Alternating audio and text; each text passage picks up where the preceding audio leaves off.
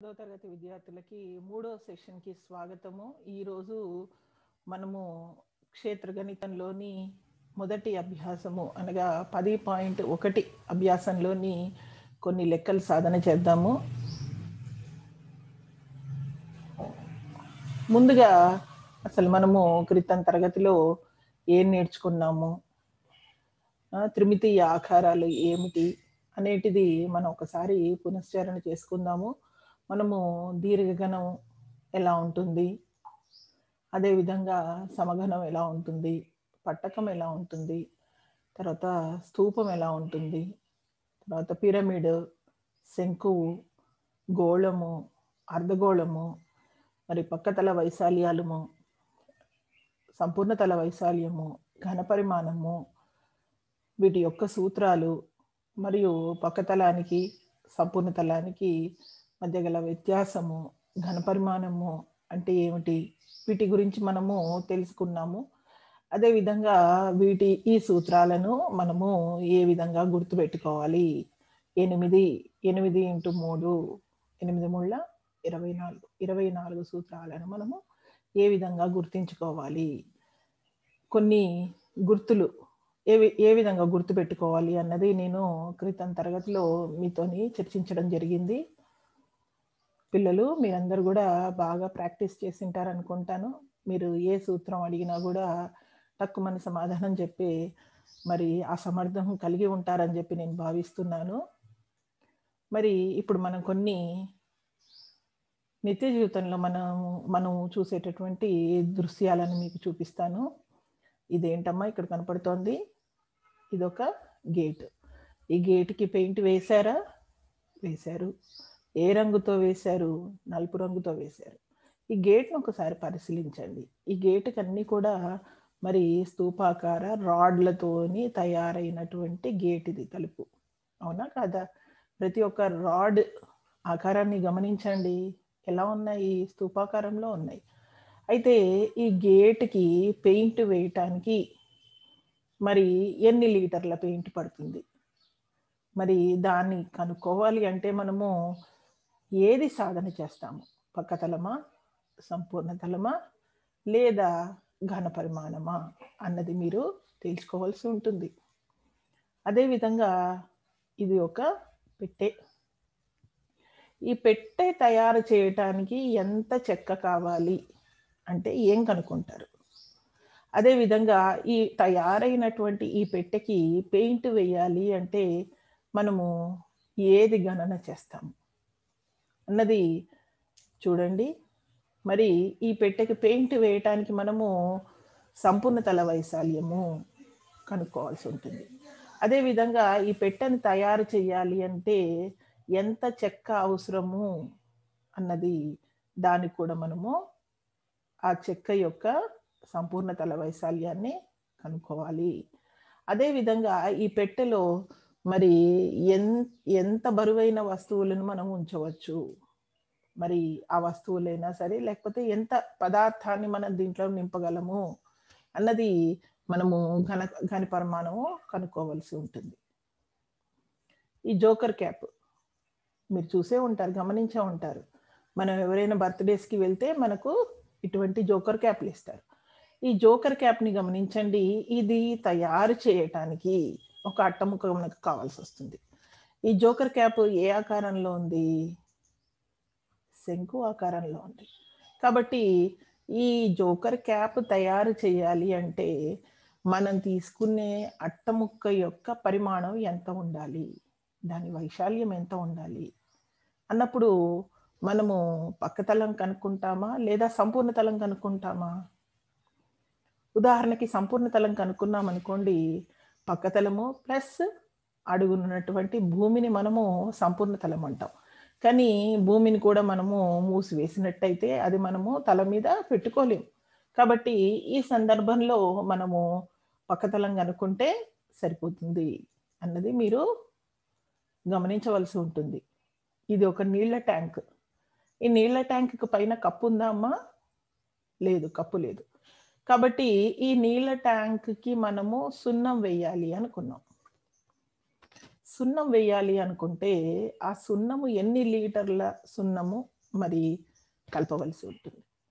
దీనికి పెయింట్ వేయాలి అంటే ఎన్ని లీటర్లు కావాలి? అన్నది మనం దీనికి పక్క తలం అనుకుంటామా? సంపూర్ణ తలం అనుకుంటామా? పక్క తలము అంటే మన ఇంటికి ఉన్నటువంటి 4 గోడలు మాత్రమే. దీనికి నేల మీద, కింద అవసరం ఉంటే వేయొచ్చు. లేకపోతే లేదు. సంపూర్ణ తలం అవసరం లేదు. ఎందుకంటే ఈ తొట్టికి పైన కప్పు లేదు. కాబట్టి 4 గోడలు యొక్క వైశాల్యము అనగా పక్కతల వైశాల్యము మరియు నేల చతురస్రాకారంలో ఉంది కాబట్టి దాని యొక్క వైశాల్యం కూడినట్టయితే మనము ఈ తొట్టికి 4 తలాలకి మరియు నేల మీద కూడా సున్నం వేసుకోవటానికి మనకి అవకాశం ఉంటుంది. కాబట్టి ఇటువంటి సమస్యలు నిత్య జీవితంలో మనము నిత్యం ఎదుర్కొనేటటువంటి సమస్యల సాధనకి మన ఈ క్షేత్ర గణితం అన్నది ఎంతో ఉపయోగపడుతుంది. ఈ క్షేత్ర గణితము మున్ముందు మీకు మరి ఉద్యోగాల కొరకు మీరు దరఖాస్తు చేసుకున్నట్టయితే వాటి పరీక్షలలో కూడా కాంపిటేటివ్ ఎగ్జామ్స్లో కూడా ఈ క్షేత్ర గణితం అన్నది ప్రధాన భూమిక వహిస్తుంది. కాబట్టి జాగ్రత్తగా మీరు ఎవరు కూడా లెక్కలు కష్టం అని అనుకోకూడదు. మీకు సాధన చేస్తుంటే లెక్కలు సులభమవుతాయి. ఇదొక ఘనము. ఈ ఘనానికి మరి పక్క తలం అంటే ఏంటి, సంపూర్ణ తలం అంటే ఏంటి, మరి వ్యత్యాసం ఏమిటి అన్నది నేను చెప్పడం జరిగింది. ఇది 4 సెంటీమీటర్లు భుజం కలిగినటువంటి ఒక సమఘనం. ఈ ఘనం యొక్క పక్కతల వైశాల్యము, సంపూర్ణ తల వైశాల్యము, ఘన పరిమాణం కనుక్కోవలసి ఉంటుంది. దానికి మనము లెక్క సాధన ఎలా చేద్దాము? ఈ సమఘనము యొక్క భుజము యొక్క కొలత 4 సెంటీమీటర్లు అయినట్టయితే పక్కతల వైశాల్యము అనగా మనకు తెలిసినటువంటి సూత్రము 4a². 4 × a × a 4 × 4 × 4 64 సెంటీమీటర్ చదరపు సెంటీమీటర్లు. అదేవిధంగా సంపూర్ణ తల వైశాల్యము 6a², ఘన పరిమాణము a³ అనగా a × a × a. ఇక్కడ నేను ప్రతిక్షేపించడం జరిగింది. చాలా సులభము. ఇది డైరెక్ట్ క్వశ్చన్. ఈ విధంగా డైరెక్ట్గా మనకి పక్క తలం అంటే ఏంటి, సంపూర్ణ తలం అంటే ఏంటి, ఘన పరిమాణం అంటే ఏంటి అన్నది ఈ విధంగా డైరెక్ట్గా అడగవచ్చు. అడిగినట్టయితే మనము తడుముకోకుండా ఇక్కడ ఆల్రెడీ మనకు ప్రశ్నలోనే పక్క తలము, సంపూర్ణ తలము, ఘన పరిమాణము అడగడం జరిగింది. కాబట్టి మనం డైరెక్ట్గా సూత్రాలు ప్రతిక్షేపించి విలువను కనుక్కోవచ్చు. కానీ ఇక్కడ ఈ ప్రశ్నను గమనించండి. ఇది ఇండైరెక్ట్ ప్రశ్న. శంకు ఆకారంలో ఉన్నటువంటి గుడారం యొక్క భూ వ్యాసార్థం ఇచ్చారు 6 మీటర్లు, అదేవిధంగా ఎత్తు 10 మీటర్లు. అయితే గుడారాన్ని నిర్మించుటకు కావాల్సినటువంటి బట్ట యొక్క వెడల్పు ఎంత? వెడల్పు 2 మీటర్లు అయినట్టయితే దాని పొడవుని కనుగొనండి. మీరు గుడారాలు గమనించే ఉంటారు. మరి సర్కస్ చేసేవాళ్ళు మన ఊరి పొలిమేరలలో గుడారాలు వేసుకొని ఉండి సర్కస్ వాళ్ళు బాటచారులు వాళ్ళు ఆ విధంగా వేసుకొని మరి ఆ కార్యక్రమాన్ని నిర్వహించుకొని వెళుతూ ఉంటారు. కాబట్టి ఆ గుడారం ఏ ఆకారంలో ఉంది? శంకు ఆకారంలో ఉంది. ఇక్కడ చూడండి, ఇది శంకు ఆకారం. ఈ శంకు ఆకారము భూ వ్యాసార్థం ఇచ్చారు 6 సెంటీమీటర్లు మరియు దాని ఎత్తు మరి ఇక్కడ మరి 8 సెంటీమీటర్లు ఇవ్వడం జరిగింది. అయితే ఆ గుడారాన్ని నిర్మించుటకు మరి మన దగ్గర ఉన్నటువంటి వస్తువు ఒక బట్ట ఉంది. ఆ బట్ట యొక్క వెడల్పు తెలుసు, పొడవు ఎంత ఉండాలి? వెడల్పు బట్ట యొక్క వెడల్పు మనం షాప్కి వెళ్ళి కొనుక్కున్నప్పుడు బట్ట యొక్క వెడల్పు తెలుసు. అయితే పొడవు ఎంత పొడవు ఉండాలి? ఇటువంటి గుడారాన్ని మనం నిర్మించాలి అంటే ఆ బట్ట మనము ఎన్ని మీటర్ల పొడవు, ఎన్ని మీటర్లు తీసుకోవాలి అన్నది మనము కనుక్కోవాలి. ఇది ఇండైరెక్ట్ ప్రశ్న. మరి దీనికి గుడారానికి మనము నేల మీద గుడారం వెయ్యం కాబట్టి మనం దీనికి పక్క తలం కనుక్కుంటామా, సంపూర్ణ తలం కనుక్కుంటామా, ఘన పరిమాణం కనుక్కుంటామా? మరి ఇటువంటి ప్రశ్నలు మనము పక్క తలము కనుక్కోవాల్సి ఉంటుంది. ఇది మన దగ్గర ఉన్నటువంటి బట్ట. ఈ బట్ట యొక్క వెడల్పు ఇవ్వడం జరిగింది, పొడవు మనము కనుక్కోవాల్సి ఉంటుంది. అయితే దీంట్లో ఇది మనకు ఈ శంకు ఆకారంలో ఈ ఆకారాన్ని మనం గమనించినట్టయితే ఇది ఒక లంబకోణ త్రిభుజము. లంబకోణ త్రిభుజంలో ఎత్తు ఇవ్వడం జరిగింది. అదేవిధంగా భూమి కూడా ఇవ్వడం జరిగింది. అదేవిధంగా ఇక్కడ మనకి కర్ణము పొడవు కనుక్కోవాల్సి ఉంటుంది. కర్ణము అనగా ఏటవాలు ఎత్తు. కర్ణము అనగా ఏటవాలు ఎత్తు. కర్ణము మీది వర్గము మిగిలిన 2 భుజాల వర్గాల మొత్తానికి సమానము. కనుక L² R² H². అయితే ఇక్కడ మనకి R అనగా వ్యాసార్థము, వ్యాసార్థము 6. అదేవిధంగా దీని యొక్క ఎత్తు 8 కాబట్టి 6² అనగా 36, 8² అనగా 64 కూడినట్టయితే మనకు 100కు సమానమవుతుంది. L ఒకవైపుకు తీసుకెళ్ళినట్టయితే రూట్ అయిపోతుంది. 100కు రూట్ 10 అంటే 10 పదుల 100 కాబట్టి 100కు రూట్ 10. మనము ఎందుకు ఇక్కడ వాలుటెత్తు కనుక్కున్నాము? మనము పక్కతల వైశాల్యం కనుక్కోవాల్సి ఉంటుంది. పక్కతల వైశాల్యము శంకు యొక్క పక్కతల వైశాల్య సూత్రము ఏమిటి? πRL. అయితే ఇక్కడ మనకి ప్రశ్నలో ఇచ్చింది R ఇచ్చారు, H ఇచ్చారు, కానీ L ఇవ్వలేదు. L మనం కనుక్కోవాల్సి ఉంటుంది. ఇక్కడ మనము L సులభంగా కనుక్కున్నాము. ఇక్కడ నేను ప్రతిక్షేపించాను. వ్యాసార్థమేమో 6. అదేవిధంగా ఏటవాలు ఎత్తు 10. ఏటవాలు ఎత్తు 10 అయినట్టయితే ఇక్కడ మనకు ఇక్కడ సరి చేసుకోండి అమ్మా. ఇది 10 కాదు, ఇది ఎత్తు అన్నది 8. ఈ ప్రశ్నలో కొద్దిగా మార్పు. ఇక్కడ 8 అని సరి చేసుకోండి. ఇక్కడ చూడండి 10 అయినట్టయితే ప్రతిక్షేపించినట్టయితే మనము 22 × 6 × 10 గుణించినట్టయితే 1320/7 భాగించినట్టయితే ఇది. అయితే మన దగ్గర ఉన్నటువంటి బట్ట వైశాల్యము L/B కదా. దీంట్లో మనకి బట్ట యొక్క వెడల్పు తెలుసు. వెడల్పు మనం ప్రతిక్షేపిద్దాము, పొడవు కనుక్కుందాం. వెడల్పు ఎంత? 2.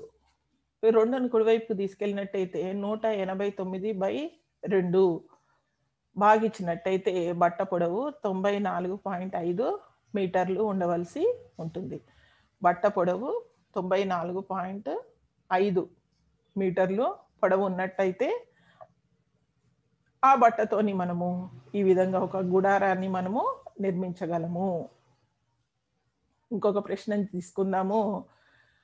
ఒక కంపెనీలో దళసరి మరియు ఉక్కు షీట్తోని ఉపయోగించి 1000 అర్ధగోళాకారంలో ఉన్నటువంటి బేసిన్లు తయారు చేయాలని అనుకుంది. మీరు చూడండి అమ్మా, మన ఇళ్లలో మనం కొన్ని వస్తువులు మరి కొన్ని గిన్నెలు మనం పరిశీలిస్తాం. అవి ఎలా ఉంటాయి? అర్ధగోళాకారంలో ఉంటాయి.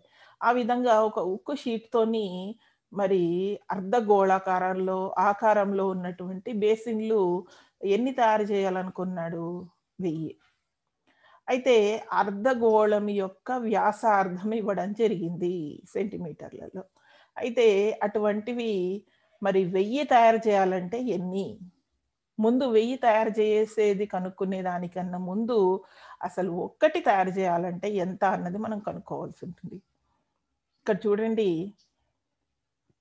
ఇది ఒక అర్ధగోళము. ఇది అర్ధగోళమేనా? ఇది అర్ధగోళం. ఈ అర్ధగోళానికి మనకు ఏమి ఇచ్చారు? వ్యాసార్థం ఇచ్చారు.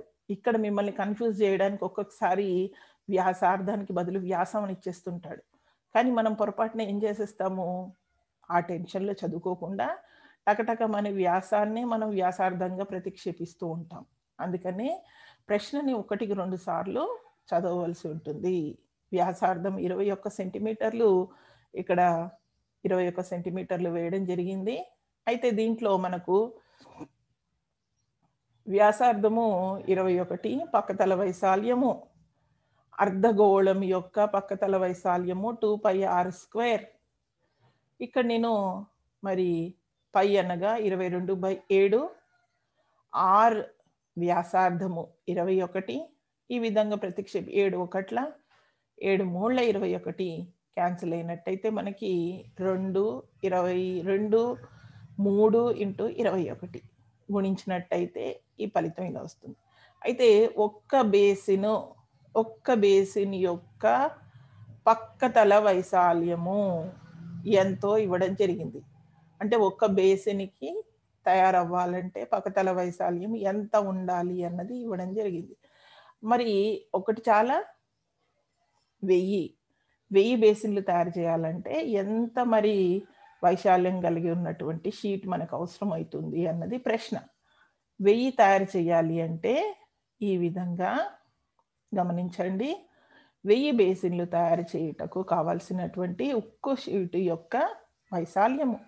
అనగా మనకు ఒక్క గిన్నెకి వచ్చింది కదమ్మా! దీన్ని మనం 1000తోని గుణించినట్లయితే మనకు ఈ విధంగా వస్తుంది. ఇక్కడ 10,000 చదరపు సెంటీమీటర్లని మనము మీటర్‌గా రాసుకోవచ్చు. మీటర్ స్క్వేర్‌గా రాసుకోవచ్చు. ఎందుకంటే 100 సెంటీమీటర్లు 1 మీటరు. కదా! మనము 10,000ని 100 × 100 అని రాసుకోవచ్చునా? 10,000ని 100 × 100 రాసుకోవచ్చునా? రాసుకోవచ్చు. కనుక 100ని 1 మీటర్‌గా రాద్దాం. ఇంకొక 100ని ఇంకొక మీటర్‌గా రాద్దాం. మీటర్ స్క్వేర్ అయిపోతుంది. ఇక్కడ మన 10,000 ఎలా వచ్చింది? ఇక్కడ చూడండి ఆల్రెడీ 3 సున్నాలున్నాయి. నేనేం చేశాను? ఇంకొక 2ని కూడా పక్కకు తీసి ఇక్కడ పాయింట్ పెట్టుకున్నాను. అనగా 1, 2, 3, 4. 1, 2, 3, 4 సున్నాలు. అనగా దీన్ని మనం ఈ విధంగా రాసుకోవచ్చు. ఇంకొక ప్రశ్న చూద్దాం. స్థూపాకార ఇనుప కడ్డీ ఎత్తు ఇవ్వడం జరిగింది. మరియు భూ వ్యాసార్థం 7 సెంటీమీటర్లు అయినచో ఇటువంటి 50 ఇనుప కడ్డీల యొక్క మొత్తం ఘన పరిమాణం ఎంత? ఇక్కడ మనకు వైశాల్యం అడగట్లేదు. ఘన పరిమాణం అడుగుతున్నాడు ప్రశ్నలో. అయితే ఈ స్థూపాకారము కడ్డీ యొక్క ఎత్తు ఇవ్వడం జరిగింది. ఎత్తు ఎంత? 11 సెంటీమీటర్లు. అదేవిధంగా వ్యాసార్థము 7 సెంటీమీటర్లు అయినచో ఇటువంటివి ఎన్ని తయారవ్వాలి? 50 తయారవ్వాలి. ఘన పరిమాణం అంటున్నాడమ్మా గమనించండి. ఇక్కడ మనకు ఎత్తు ఇవ్వడం జరిగింది. వ్యాసం ఇవ్వడం జరిగింది. వ్యాసం నుంచి మనం వ్యాసార్థం కనుక్కుందాము. వ్యాసంలో సగము వ్యాసార్థము. ఇక్కడ మనకు ఘన పరిమాణం అడిగారు కాబట్టి మనము స్థూపం యొక్క ఘన పరిమాణ సూత్రము వేసుకున్నాము. స్థూపం ఏ ఆకారంలో ఉంటుంది? భూమి వృత్తాకారంలో ఉంటుంది. ఘన పరిమాణం అన్నప్పుడు భూమి వైశాల్యము ఇంటూ ఎత్తు అంటే వృత్త వైశాల్యము ఇంటూ ఎత్తు. అనగా వృత్తము పై r² ఇంటూ ఎత్తు h. కనుక ఈ సూత్రం ఇదేనా సూత్రము? Very good. కనుక మనం విలువలను ప్రతిక్షేపిద్దాము. ఈ విధంగా మనకు 7 1 7 5 35. ఒక అంకె తర్వాత పాయింట్ ఉంది కాబట్టి ఇక్కడ కూడా నేను ఒక అంకె తర్వాత పాయింట్ పెట్టడం జరిగింది. ఒక్క కడ్డీ యొక్క ఘన పరిమాణం ఇవ్వడం జరిగింది. ఇటువంటివి ఎన్ని తయారు చేయాలి? 50 చేయాలి. కాబట్టి 50 ఇనుప కడ్డీలు అనగా 50తోని మనం గుణించినాము. ఇది ఇవాల్టి పాఠము. విద్యార్థులు మీరందరూ కూడా బాగా గమనించి సాధన చేయండమ్మా. Thank you.